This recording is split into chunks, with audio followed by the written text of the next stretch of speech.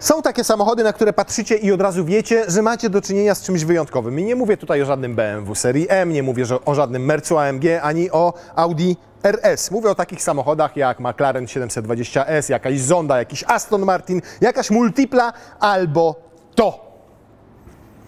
Porsche 718 Cayman GT4 z literkami RS.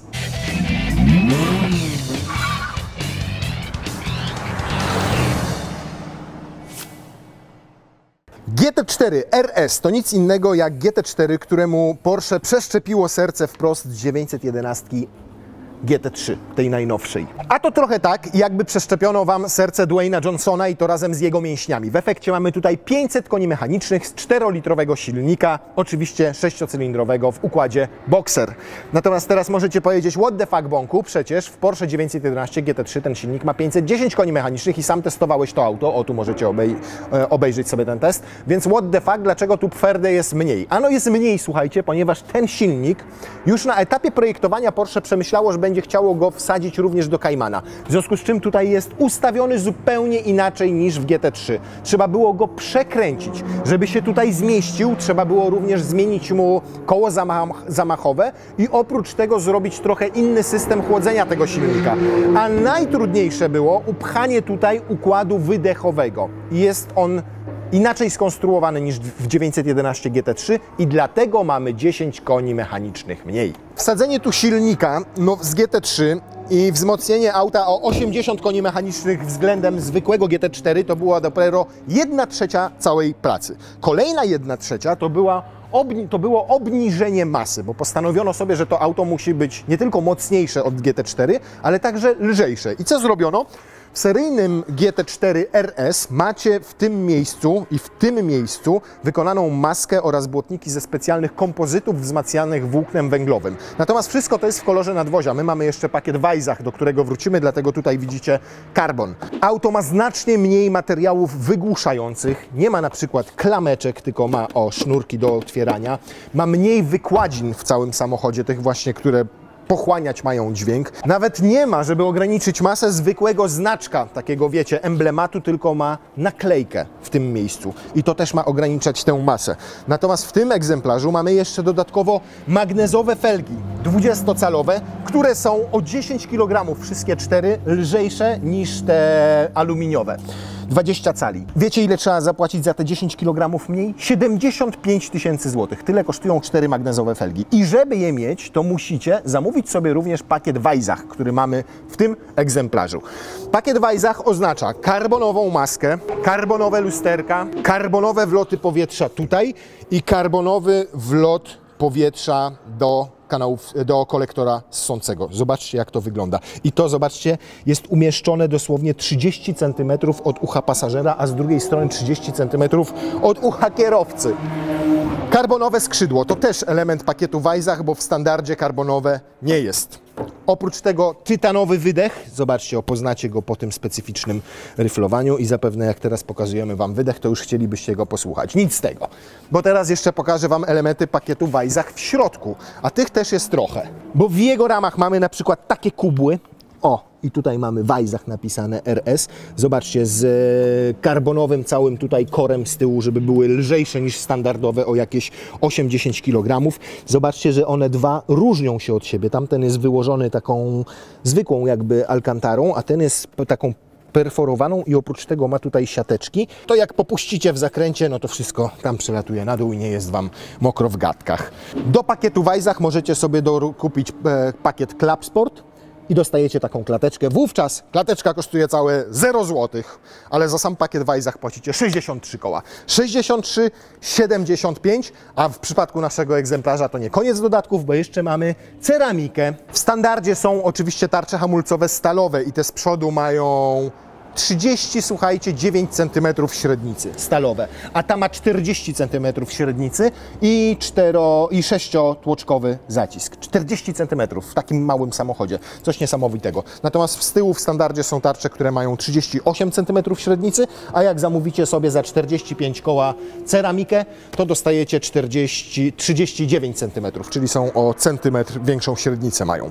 Jeszcze jedna rzecz i to jest akurat w standardzie. Zobaczcie, szyba. Widzicie, jak silnik się ugina, bo to nie jest szyba ze szkła, tylko to jest szyba wykonana z pleksji, żeby było tutaj lżej. I dodatkowo jeszcze w pakiecie Weissach macie napis Porsche, który jest zwykłą naklejką. I jeszcze oprócz tego w pakiecie Weissach macie deskę rozdzielczą obszytą taką tkaniną specjalną, która się nazywa Sport Rex, Race Rex, czy jakoś tak.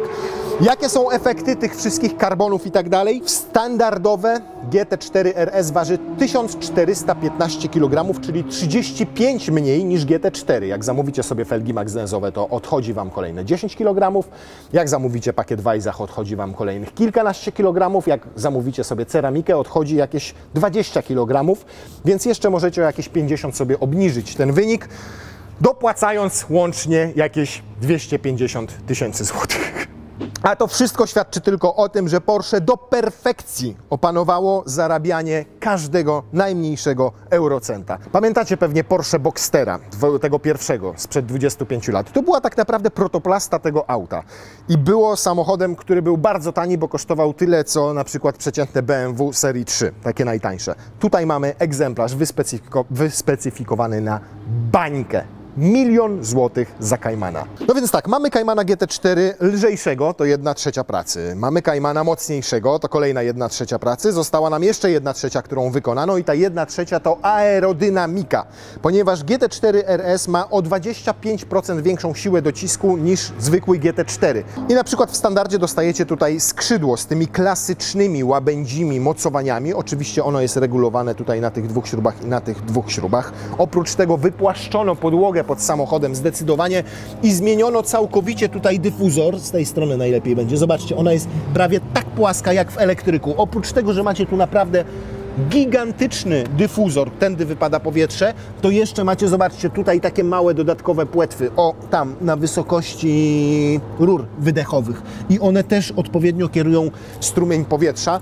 Tam pomiędzy osiami ta podłoga również została wypłaszczona, żeby jak największe podciśnienie tam od dołu stworzyć. Zobaczcie na przeprofilowanie tego błotnika w tym miejscu, który ma dodatkowo chłodzić opony i układ hamulcowy. Tutaj, zobaczcie, ma wloty powietrza na masce i wiecie, do czego są to wloty? To są wloty do chłodzenia hamulców. Tam jest poprowadzony kanał gumowy, który kończy się w tym miejscu mniej więcej i dokładnie strumień powietrza jest skierowany na tarczę, żeby ją lepiej schłodzić. Tu oczywiście po bokach chłodnice, ale zobaczcie, nawet takie elementy jak ten splitter, który zachodzi tutaj do góry, jak płetwa i też tutaj wpada tym kanalikiem, powietrze wypada tędy. No i jeszcze zostaje nam to, co też ma duże znaczenie aerodynamiczne, ponieważ zmniejsza ciśnienie, jakie powstaje podczas jazdy tutaj w nadkolu. Tędy jest nadmiar tego powietrza wypuszczany. No i jeszcze tutaj mamy oczywiście te kanały, o których mówiliśmy wcześniej, czyli wloty powietrza zarówno do kolektora ssącego, jak i do chłodzenia silnika. Natomiast jeżeli zastanawiacie się, dlaczego powinniście go wybrać zamiast GT3, na przykład 911, która będzie kosztowała dokładnie tyle samo, to na przykład względy praktyczne mogą o tym zdecydować, bo tutaj macie nie tylko bagażnik z przodu, a dla żony macie drugi bagażnik, on jest tutaj, proszę bardzo, też wchodzi kabinóweczka bez większego problemu, oprócz tego jeszcze może jakaś kosmetyczka. Ciach! Jeszcze jedna istotna różnica względem Caymana GT4 to zawieszenie, bo to obniżono aż o 3 cm. To naprawdę jest bardzo dużo względem GT4. Natomiast są też szersze rozstawy kół, o 8 mm z przodu i o 6 mm z tyłu. To w zasadzie opiczy włos, ale jednak jest to więcej. No i przekonstruowano trochę stabilizatory, a dodatkowo pojawiły się przeguby kulowe, czyli tak zwane unibole, co znaczy, że nie mają gumowych elementów i ma być przez to twardo. Nie ma tutaj typowych trybów jazdy, takich jak na przykład w 911, tutaj, które ustawiacie pokrętłem przy kierownicy. Możecie tylko skrzynię 7-biegową PDK wrzucić sobie w sport. Możecie utwardzić PASM, czyli Porsche Active Suspension Management, sportowe zawieszenie. No i jeszcze oczywiście jest lorneta. I o lornetę można sobie strzelić zestaw lorneta, seta i galareta i wtedy wydech inaczej ten tytanowy pracuje i naprawdę to słychać od razu, że się klapeczki otwierają. No i jeszcze można oczywiście sobie wyłączyć ESC i wyłączyć ESC i kontrolę trakcji. What the fuck? Jezu! I to jest ta kolosalna różnica między GT3 a GT4 RS. Będę bardzo dużo krzyczał, musicie mi wybaczyć, bo ten silnik kręci się do 9000 obrotów. 9000 obrotów! To jest dopiero 6000! A teraz zobaczycie, jak brzmi 9.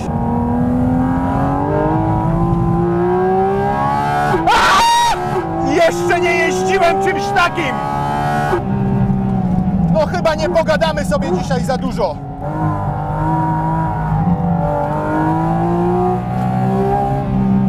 To nie jest auto sportowe. To już jest auto wyczynowe. Słyszycie każdą śrubkę w tym silniku, każdego konia mechanicznego i każdy z 450 Nm. Każdy. Macie wrażenie, że ten silnik nie jest za wami, że ten silnik jest u was na kolanach. Jest jak w piecu hutniczym, jak w maszynie do mielenia złomu. Dwie rzeczy tutaj powinni dodawać w gratisie. Stopery do uszu i stoperan tam w schowku. Zobaczycie, jaka będzie prędkość tutaj na końcu przy hamowaniu.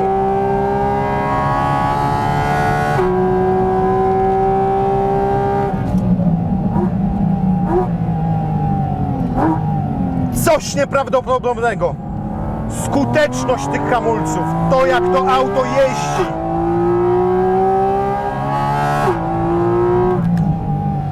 Przepraszam, że milczę, ale to wciąga jak narkotyk. Tu naprawdę w tego typu samochodzie można walczyć o każdą sekundę na takim torze.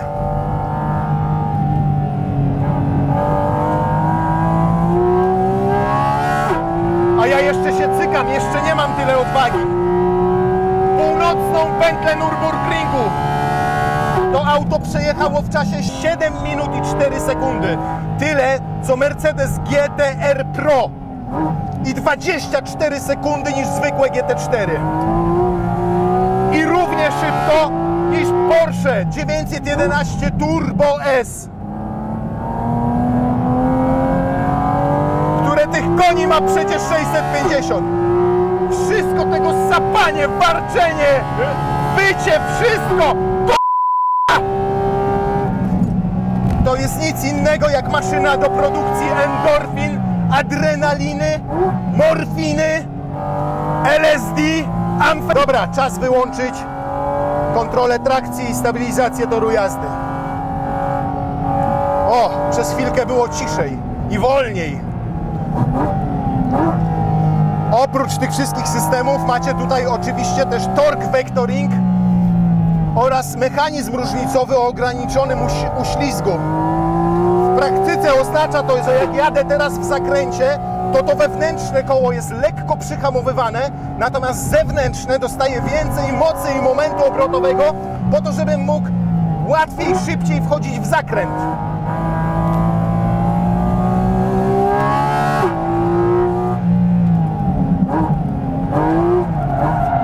O pierdzielony! Ożeż ty w mordę! O kurde! No powiem wam, to nie będzie easy pojeździć nim bokami. Z jednej strony mam cholerę gripu na tych semislikach, ale z drugiej strony w momencie, kiedy złapię uślizg, to jest bardzo trudny do wyprowadzenia. W GT3 RS to było znacznie prostsze. Ten samochód sprawia wrażenie dużo bardziej ostrego, dużo bardziej nieprzewidywalnego niż GT3 RS, co jest przecież dziwne, bo tutaj mamy silnik centralnie. Ja nie dam rady?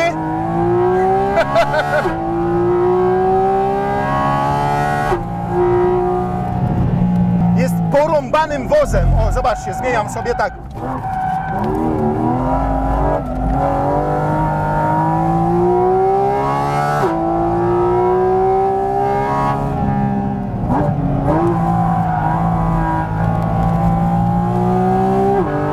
Potem, jak już dojdziecie do wprawy, to trochę łatwiej go wyczuć, ale dużo tutaj trzeba robić balansem samego samochodu.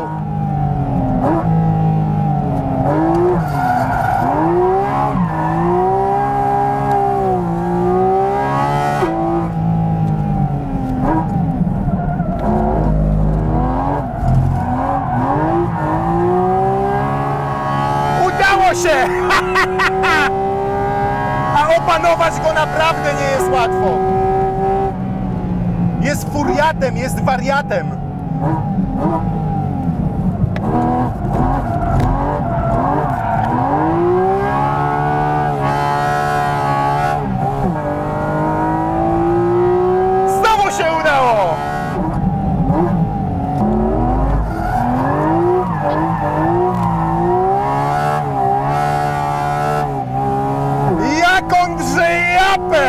No teraz to mamy już dogrzane te opony.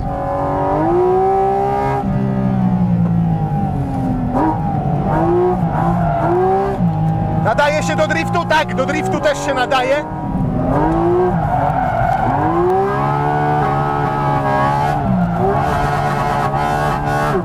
Normalnie dopuszcza do tego.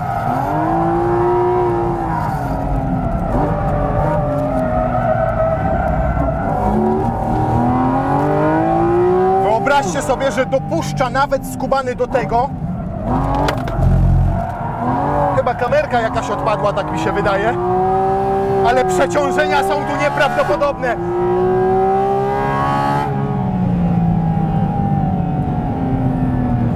Jedziecie i macie taką nutkę niepewności, co tu się za chwilę wydarzy.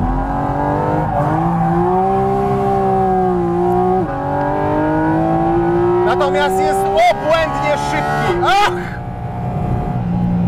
3,4 do setki, a 100-0-200 robi skubany w 10,9 sekundy. Wyobrażacie sobie?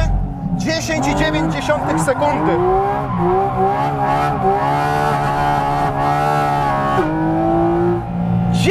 ,9 sekundy do 200.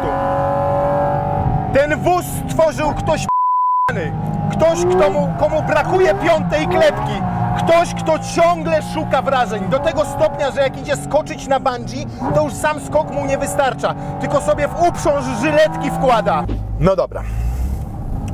To jeszcze zanim sprawdzimy go w takim codziennym użytkowaniu, w codziennym ruchu i odpowiemy sobie na pytanie, czy w ogóle można tym autem jeździć na co dzień, skoro jest takim hardcorem, to pozwólcie, że we względnej ciszy podsumuję to, co działo się na torze. Przede wszystkim nie przypomina to absolutnie niczego, czym do tej pory jeździłem. Sprawia wrażenie dużo bardziej brutalnego, wulgarnego niż GT3, 911 GT3 i to jest taki odpowiednik seryjnego zabójcy w świecie motoryzacji. We wprawnych rękach kierowcy wyczynowego, nawet nie kierowcy takiego, wiecie, który potrafi szybko jeździć, tylko kierowcy wyczynowego, to będzie narzędzie do zabijania. Gdyby w piekle mieli autostrady, to po tych autostradach jeździłyby dokładnie takie samochody. To jest coś niebywałego i coś nieprawdopodobnego, jakich on wrażeń na torze dostarcza. I jeżeli chodzi właśnie o te wrażenia organoleptyczne, to jest to jeszcze wyższy poziom niż w przypadku GT3, 911 GT3. Mimo tego samego silnika ten samochód jest inaczej wyważony. Z jednej strony szybciej pojawia się tutaj podsterowność, czasami się pojawia, o może tak, natomiast łatwo jest ją skontrować dodając gazu, żeby wypuścić ten tył.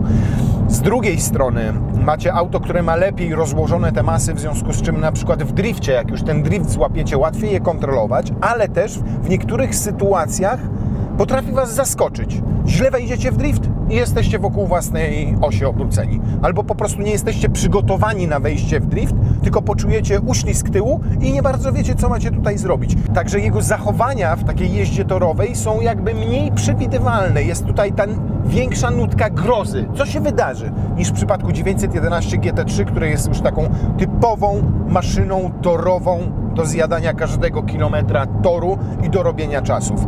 Ten samochód oczywiście też jest maszyną wyścigową i wyczynową, natomiast jest dzikszy. O, ma dzikszą naturę. To jest po prostu zwierzę w motoryzacyjnym świecie, które ryczy, sapie, wyje, gryzie i naprawdę może wyrządzić Wam szkodę, jeżeli nie umiecie nad nim zapanować. I jak będzie w warunkach drogowych? Zacznijmy od tego, że jak ten silnik jedzie sobie na 7 biegu, jest te 2000 obrotów, 82 na godzinę, to jest jeszcze przyjemnie, ale tylko gdy no chciałem kogoś wyprzedzić i się przestraszyłem. Właśnie wystarczy, że będziecie chcieli kogoś wyprzedzić przy 70 i to już tylko 4000 obrotów. I te 4000 obrotów bardzo pięknie tam słyszycie. I Wam się wydaje teraz, że co Ty, Bąku, gadasz, mógłbym słuchać tej muzyki cały czas. Wierzcie, nie moglibyście. Tym samochodem nie chciało mi się nawet przyjechać tutaj z Grodziska, tylko poprosiłem Lenara, żeby pojechał Porsche. I wiecie co? I Lenar nie chce nim już wracać do Grodziska, bo tak jest męczący w dłuższych trasach. To po prostu hardkorowa maszyna. Ja wiem, że on pięknie prezentuje się na Nowym Świecie i na innych ulicach i chcielibyście się nim pochwalić. I zapewne weekendowo będziecie mogli to robić, natomiast nie należy traktować tego auta zdecydowanie jako samochód, z którym będziecie mogli sobie dojeżdżać codziennie z domu do pracy, chyba że mieszkacie na torze. To wtedy tak. Zobaczcie.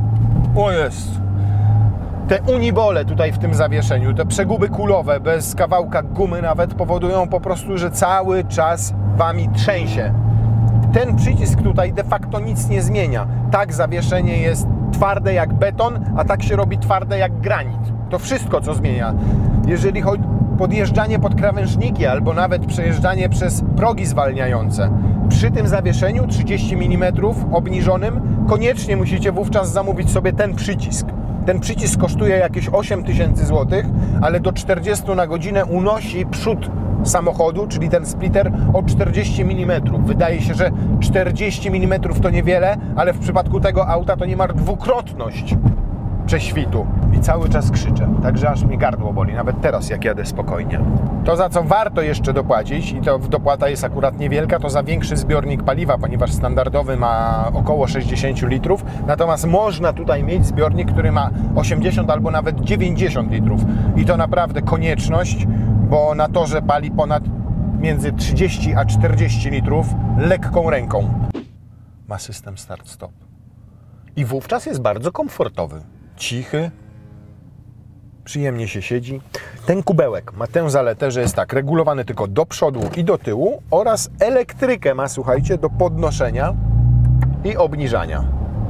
Tak, zaoszczędzono masę na znaczku, usunięto zwykły znaczek i dano nalepkę, po czym zainstalowano silnik elektryczny w fotelu kierowcy, żeby się podnosił i opuszczał. Natomiast jest pieruńsko wygodny, genialnie trzyma na torze, nie tylko boki, nie tylko tutaj wasze uda, ale też świetnie trzyma nawet ramiona w tym miejscu, więc jest perfekcyjny do jazdy torowej.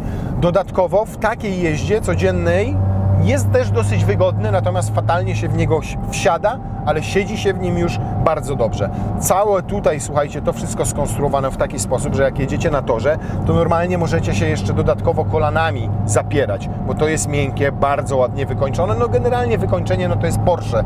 Nic tutaj się nie dzieje, nic nie trzeszczy, nic nie puka, wszystko jest zrobione z porządnych materiałów i wygląda premium luxury. O, i jedziecie tak nawet sobie setką i każde muśnięcie pedału gazu, to tam zaczyna robić się głośno. Z doświadczenia wiem, że przy 120, 140, owszem, na równej drodze, tak jak jest tutaj, zawieszenie spokojnie sobie daje radę, nie czujecie, żeby było jakoś nadmiernie twardo. Ale towarzyszy Wam cały czas permanentnie ten hałas tam z tyłu. A 120, 140 na autostradzie, to już nie da się tutaj własnych myśli nawet usłyszeć. Jeżeli kupicie sobie ten samochód z myślą o używaniu go jako daily, do jazdy na co dzień, to pierwszego dnia będzie Was mega cieszył, drugiego też, trzeciego nadal będziecie zajarani, po 2 tygodniach ciągle Wam nie przejdzie, ale po miesiącu zaczniecie doceniać, że w Waszym garażu stoi na przykład Renault Clio, żony albo córki i zaczniecie tą Cliówką jeździć do pracy, bo będziecie czuli się po prostu bardziej komfortowo. Nie będziecie wysiadali z niej spoceni, nie pogniecie Wam koszuli, a przede wszystkim nie skrzywdzi Wam aparatu słuchowego. Nie będziecie wchodzili do firmy i mówili: co mówiłeś, Adam? Możesz powtórzyć? Nic nie słyszę.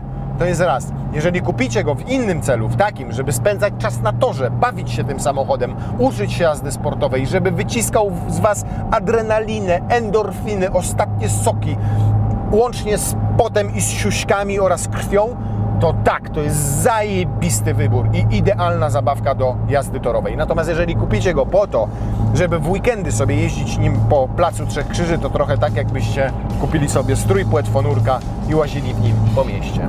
Dziękuję.